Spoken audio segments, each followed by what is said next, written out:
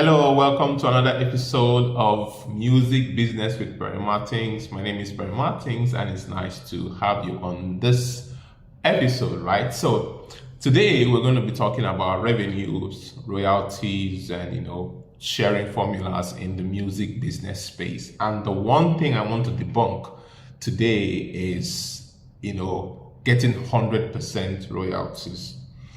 Getting 100% royalties. And the first thing I want to tell you is that nobody gets 100% royalties in the music industry. Nobody gets 100% royalties.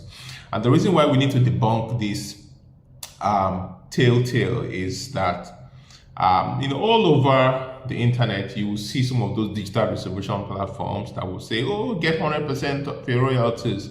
Get 100% of your royalties. It's not true.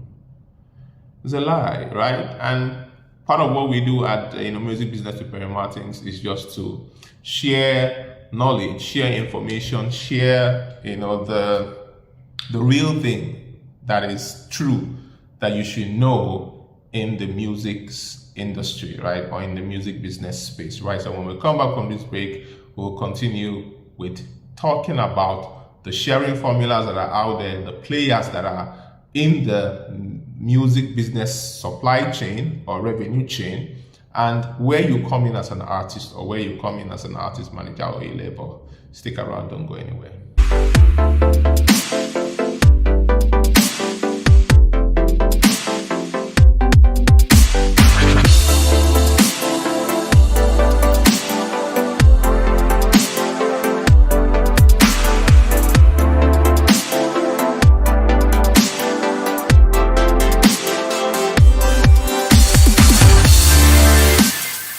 All right, welcome back. So the revenue share formulas that are out there in the music business space.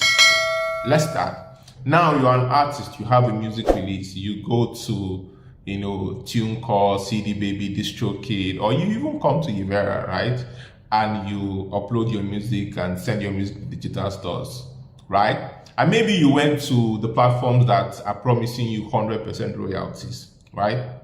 You went to all those ones that get 100% of your royalties, and then you signed up because you saw 100% royalties. You don't want anybody, to chop your money. Oh my goodness, it's funny why you don't want anybody to have a part of your money. Okay, it's okay. Everybody wants to make sure that they are getting the whole pie, but the truth is you can't get the whole pie. Number one, you're not the one selling it. The only way you can get 100% of your money is if you are the one selling your music by yourself on the streets. Like the website where people are, where you are selling the music is your website. Even if you're selling the music on your website, right? As long as you're using a payment processing application or company to process payments. If I come to your website and I'm buying your music and I have to put my card and the processing company would have to process it, you're not getting 100% because the processing company will take a share, But what we're trying to do is to make you understand that, listen, there are players in the supply chain who take a cut of your revenue. And these are players you can't do away with. They are literally gatekeepers. You can't do without them, right? So because of that, you have to open your mind to accept that there are players that will really need to get their cut from the money you're making. So the important thing is the more the merrier. So the more volumes you can sell, the more money you will get, the more money they will get, everybody's happy, right? So you need to have that business mentality as an artist to be able to make it. So let's talk about the players. Number one, you're trying to sell your music on iTunes, on Boomplay, on Spotify, on Tidal, and the rest of them, right? So those ones are going to take a cut of your revenue, right? They don't give you the entire 100%. It's not true.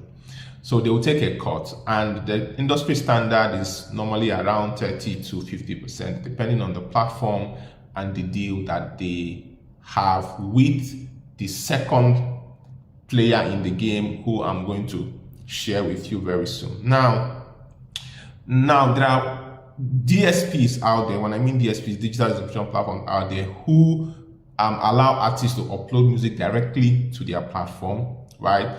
But they are very, very, very few, very few. You literally, they have to probably be really new for them to be able to do that for you. And even if they do that, they will take a cut of their money. And normally they will take between 30 and 50% of the revenue. So Spotify, iTunes, Boomplay, XYZ, whoever the platform is, they will take a cut from the sales. They are not doing charity. They are not running a charity organization. They are in business, so they will take a cut. That's one.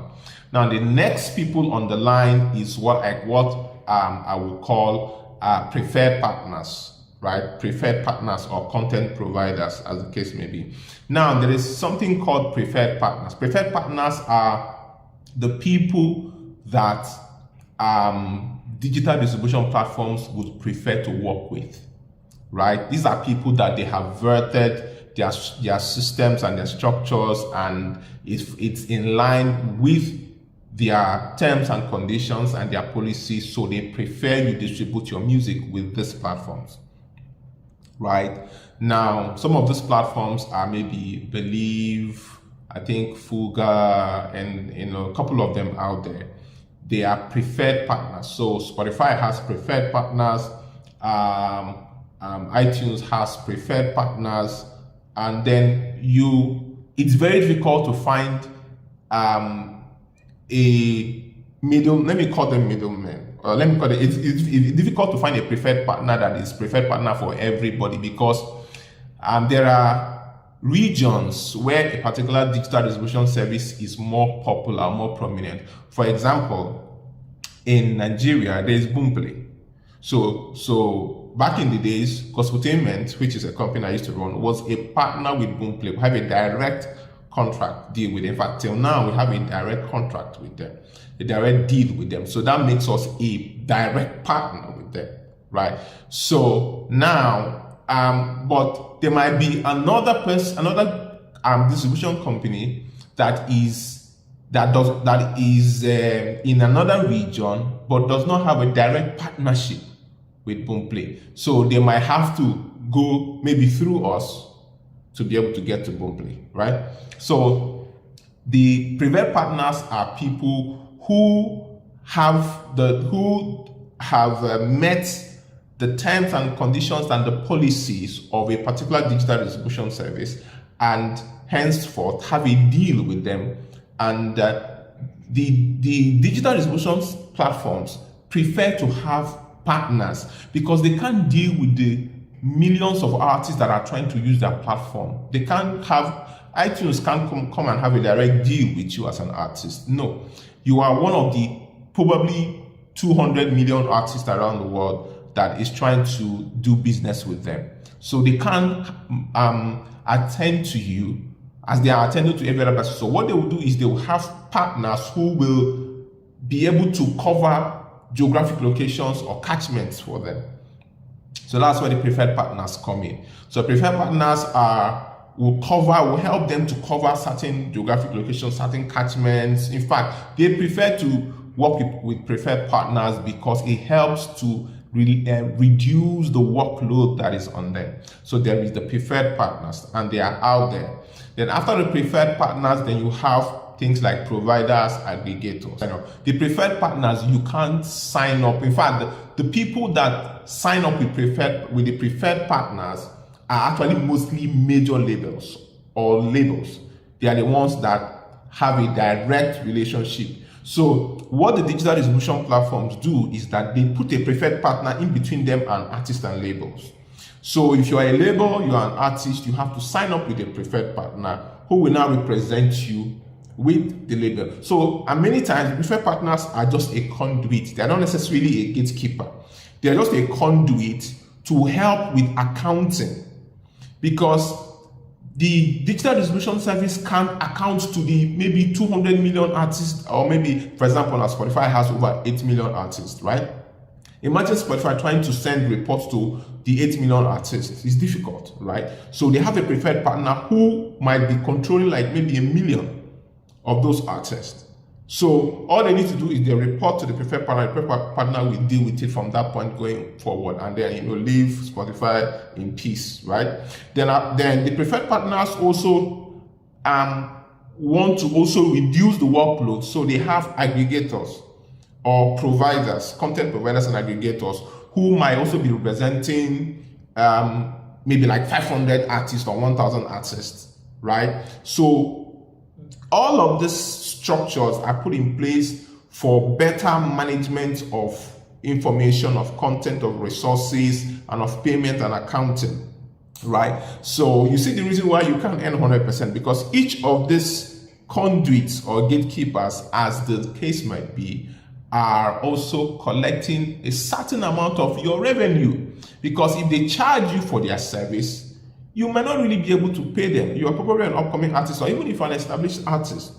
But the thing is, each of these people, what they now do is they might want to add one or two other service to help make your life easy. So for example, what iTunes will send to maybe Believe, or what iTunes may send to us, would be spreadsheets.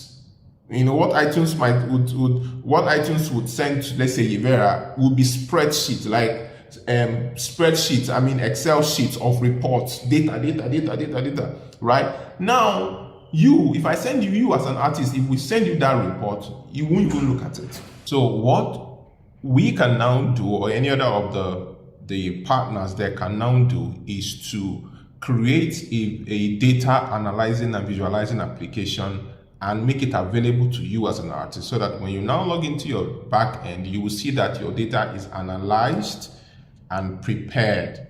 So you're not looking at spreadsheets, you're looking at analyzed data. So these are the major three players in your music reporting, right?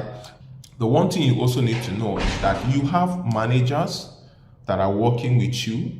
Maybe you're working with the label. Your label will also have to take a cut, from whatever sales you're getting. Your label, if you have a manager, your manager might be taking a cut. So at the end of the day, the truth is, you have a lot of people that are depending on you as an artist to make a living, which is the reason why I keep telling artists that you are an institution. You are not just yourself. No, you have people that are answerable to you, and you are answerable to. So because of that, you'd have to take care of all those people. So the thing is, you don't get 100%. No, you get a certain amount percentage. Sometimes what you get at the end of the day is 50%, sometimes it's 40%. But the thing is, those people around you help to make the dream work. Yes, so the team makes the dream work. And the part of your team is also whoever are in the supply chain or in the revenue chain that helps you to get to that point where you're even making a revenue, right? So these peoples are all part of the people you're paying. So there is no 100% royalty anywhere to you as an artist. You will get the largest chunk. So the largest chunk is between you and the DSP themselves, because those are the ones that collect. So, but the beautiful thing is this: you are making money not only from Spotify, you're making from iTunes, from Boomplay, from all these other platforms. You're making money from all of them. So, when the money leaves the DSPs, right, and comes to your distributor, or your label, as the case may be, it's a lot of money. It's not only coming from, so Spotify is only taking what is coming from them. And YouTube is only taking what is coming from them. But what will happen is that you're getting from all the other persons who are playing a role, and because of that, your money is bigger. So that's one thing you need to know. So that is all for this episode of Music with Martins. My name is Martins. Please subscribe, like, share our videos. Why we're doing this is to get you educated, to get you informed, to know how the music business works. So comment in the comment section. Let's know what you think about our videos. Have an amazing day.